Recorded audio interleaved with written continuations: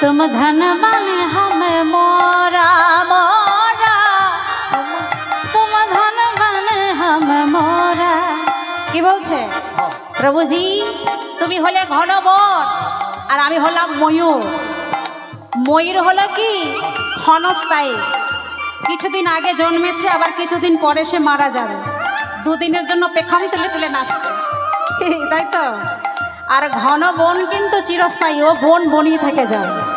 তাই তুমি হলে চিরস্থায়ী আর আমি হলাম ক্ষণস্থায়ী। কিন্তু কথাটা হলো ওই বনের মাঝে আমি যদি না পেখম তুলে নাচি তাহলে বনের শোভা পাবে না। তাই কি বলছে প্রভুজি, तुम धनवान